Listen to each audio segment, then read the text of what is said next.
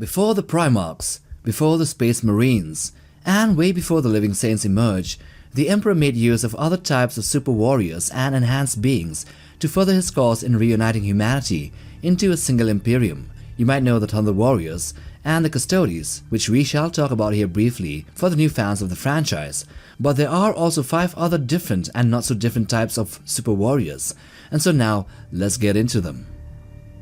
The first of the super warriors that we will explore here is the Angel, who was also called the Sleeper or the Angel of Destruction. It was one of the most terrifying living weapons ever crafted by the Emperor of Mankind and was made during the Unification Wars. This entity is shaped in the form of a towering winged figure, human shape twice as tall as a man, meaning around 12 feet, and makes it as tall as a Primarch, and some theorize that it was actually a proto-Primarch, a template from which the perfected sons of the Emperor were based on. Anyway, this entity was seen to be crowned with a radiant halo and wielding a colossal flaming sword. It was created for one purpose and one purpose only, which was to annihilate the Emperor's greatest enemies. Its presence was said to be apocalyptic, as it was seen to be reducing armies and cities to ash in its wake. Unlike anything before it or after it, it was utterly impervious to harm, as physical attacks would only stagger it or push it back a little bit, and psychic assaults were said to be reflected back upon the wielder with a devastating backlash. So alongside the Emperor, the Angel helped to drive the demon of Tzeentch called pharaa'gueotla into imprisonment deep within the bedrock of a planet called Karacephalon. Yet the Angel was very flawed, as it was born with an insatiable thirst for vengeance, and it often turned its judgment on those it was meant to protect, which was unfortunate to say the least.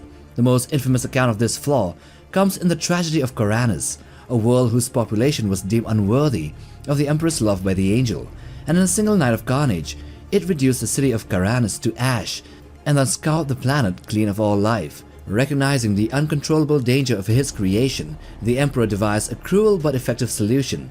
He lured in the Angel into its coffin by placing within it a piece of the corrupted flesh of the demon pharaa'gueotla, which the living weapon sought to destroy, and once it entered the coffin, the Emperor sealed it away with wards, ending its rampage.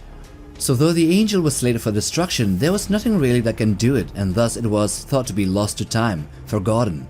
The Angel's legend, however, did not really end then and there. When pharaa'gueotla returned in the 41st millennium through the folly of radical inquisitors, the Imperium reluctantly turned once again to the Emperor's lost weapon. Awakened from its coffin, it fought the demon in a titanic battle, ultimately striking down its ancient enemy with a flaming sword. But the flaw that it had only worsened during its long imprisonment. The Angel now had grown convinced that all humanity would inevitably fall to chaos, and it turned on the very Inquisition agents who had freed it, seeking to exterminate mankind itself. In desperation, the agents repeated the Emperor's old strategy, luring it back into its coffin with the demon's remains. The Angel promptly returned to destroy what it was made to destroy, and in that moment, the coffin was sealed once more. Thus the Angel's fate was again to remain bound in eternal slumber, locked away as a weapon too powerful to wield, too dangerous to be destroyed, and too flawed to serve mankind. The next super warriors here are well known to the fans of the franchise. These are the Adeptus Custodes, which were originally known as the Leetu Custodes or the Custodian God. They were the first and most perfect of the Emperor's genetically engineered warriors, the Brotherhood. They predated both the Primarchs and the Space Marines. They emerged during the Unification Wars on Terra, serving as the Emperor's personal bodyguard and envoys. Unlike the mass-produced Thunder Warriors or the later Astartes, each Custodian was a unique creation, crafted through painstaking bioalchemy that began in late infancy rather than adolescence. The process was vastly more complex than the implantation methods of the Space Marines. They were designed not simply to enhance, but to reshape the subject at the cellular and even molecular and spiritual level. This tailoring made every Custodian a singular masterpiece, imbued with a spark of the Emperor's own essence, which manifested as both martial perfection and a near supernatural aura of divine protection. Their creation was originally overseen by the Emperor himself, with the early recruits drawn from the children of Terran nobility, a practice that endures even to the 41st millennium. So the first and the greatest of them all is Constantine Valdor. His origins is a little bit of a mystery, but one account said it was that his parents were slain by the Emperor, who went through great lengths and ordeal to secure him, suggesting that Valdor was a subject of singular importance to the Emperor's vision.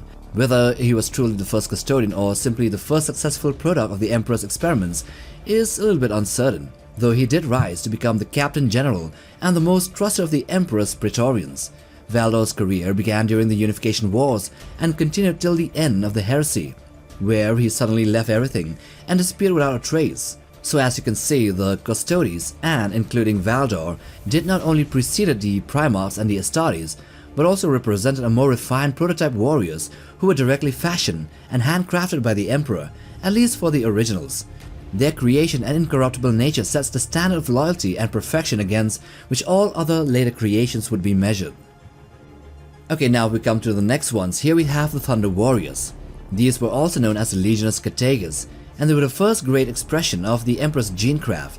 They were created in the 30th millennium to unify Terra during the Unification Wars. Their origins lay in a fusion of bioalchemy, genetic manipulation, and crude proto-augmentations that would later be refined in the creation of the Legiones Astartes. They were built for raw conquest rather than longevity or discipline.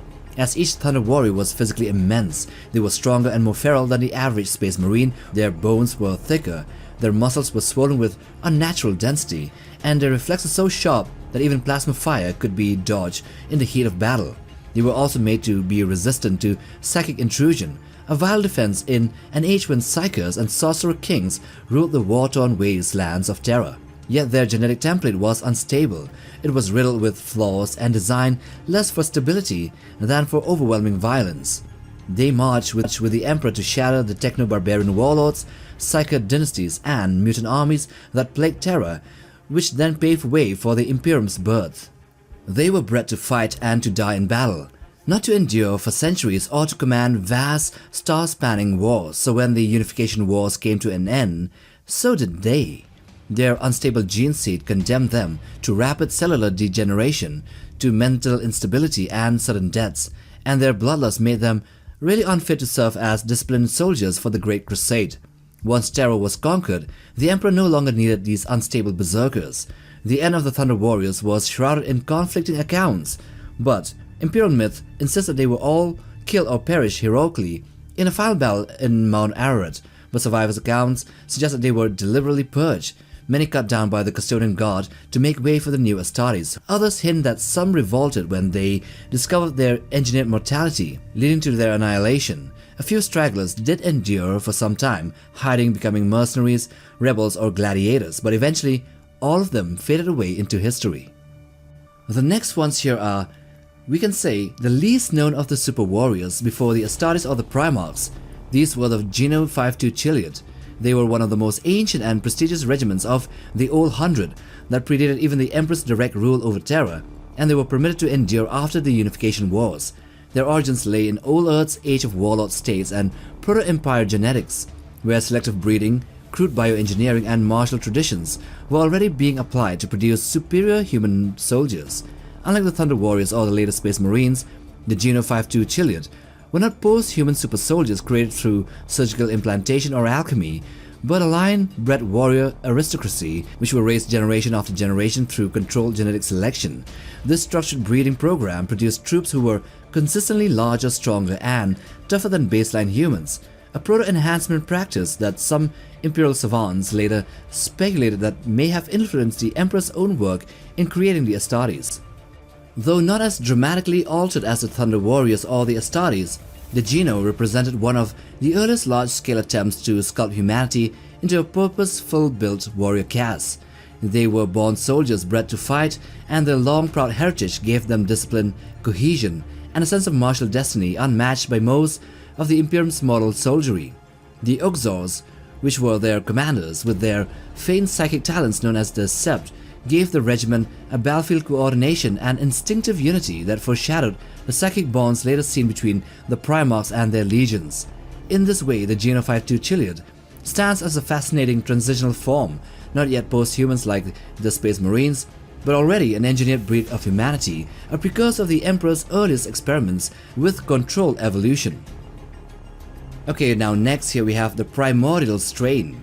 This here represents the very first generation of Proto-Astartes, a flawed but necessary bridge between the Emperor's vision for the Primarchs and the eventual Legiones Astartes. They were created as early as 550 of M30 in the secret laboratories beneath the Himalayan mountains. These prototype warriors were forged from genetic templates and material developed during the early stages of the Primarch project. They thus predated not only the creation of the Space Marines, but also the Primarchs themselves, standing as the Emperor's first large-scale attempt to apply his genetic mastery to mass-produce superhuman warriors after the Thunder Warriors, while the vast majority of their genetic base was drawn from the stable matrix of Lionel Johnson, whose birth was a little bit conflicting as it was 2 centuries later in 792 and M30. This placed them, the Primordial Strain, as an earlier creation to the Primarchs. They were experimental warriors designed from the embryonic genetic templates of a project which was still in its infancy. They were unrefined, ill-favored in appearance and stability, and a few survived the brutal combat trials and surgical augmentations of their creation. Unlike the later Astartes, who bore standardized organ systems and a degree of uniformity across the legions, the Primordial Strain were inconsistent and unstable, and each represented a unique experiment in bioforging. And that brings us to the 6th one here, who is Leetu. He was born from one of the earliest, most secretive phases of the Emperor's gene forging experiments, a living bridge between the crude instability of the Primordial Strain and the standardized perfection of the Legionist Astartes. He was not created from the genetic essence of a single Primarch, as the later Marines would be, nor was he a flawed prototype like the Primordial Strain, but instead a carefully wrought hybrid, fashioned from the combined genetic stock of the Emperor himself and Erda, the Perpetual, who was thought to be his wife, and one who had partnered with him in shaping humanity's future. This gave Leetu an origin that was singular amongst all transhumans. Unlike the later Astartes, who were crafted en masse from diluted genetic templates of the Primarchs, Leetu was a unique individual, the result of a direct parental design, intended less as a soldier for mass deployment and more of an experiment in what a singular perfected warrior might look like. Physically and mentally, he surpassed the crude Primordial Strain, and while he did share many things in common with the Astartes, he was wholly different in one single way, in that he was a son of 2 Perpetuals, in that he was created, not born of them. Yet his most profound difference lay not in his biology, but in his loyalty. Where the Astartes were bred to obey the Emperor solely and his vision, Leetu's bond was to Erda, the woman, whom he had viewed as his true mother, and whose disillusionment with the Primarch project shaped his fate. And here we end with the Sensei. These are some of the most mysterious and contradictory figures in Warhammer 40k's older lore, essentially the hidden offsprings of the Emperor himself. Their origins reach back into the millennia before the Imperium, during the long ages when the Emperor wandered terror in anonymity, guiding humanity in secret. In this time, he fathered children with mortal women, and from these unions emerged bloodlines carrying fragments of his genetic perfection. Most of these descendants lived and died as ordinary humans, but occasionally an individual was born who carried the full inheritance of the Emperor's nature. They were immortal, immune to aging, resistant, or even completely invisible to the corrupting touch of chaos, and they were gifted with powers that parallel their father's own. In this way, the Sensei predated the Primarchs, the Astartes, and even the Thunder Warriors, or the Custodes as well, representing the Emperor's very first legacy of superhumanity. Unlike the engineered post-humans who followed them, the Sensei were naturally born, a living proof that the Emperor's essence could echo through the generations. As wanderers, the Sensei lived apart from the Imperium and outside of its control. They often appeared in human folklore as immortal champions or wandering heroes, standing against chaos and at times against the tyranny of the Imperium itself. Their incorruptibility made them natural enemies to the Dark Gods, but in the older lore, the Sensei's ultimate fate was tied to the prophecy of the Star Child, the reincarnated, purified soul of the Emperor gestating in the warp. When the Emperor's mortal shell would finally die, the Star Child would awaken, and the Sensei would be gathered and enlightened, and they would serve as vessels through which he could be reborn again, similar to how the shamans created the Emperor in the first place. However, if they were found unworthy, they would be destroyed or left to go and to wander forever in the void. But because the Sensei concept had vanished from modern canon and was replaced by the more grounded Perpetuals, their fate as of now remains in limbo. And with that, we come to the end of this video on the 7 superhuman warrior types before the Primarchs and the Astartes.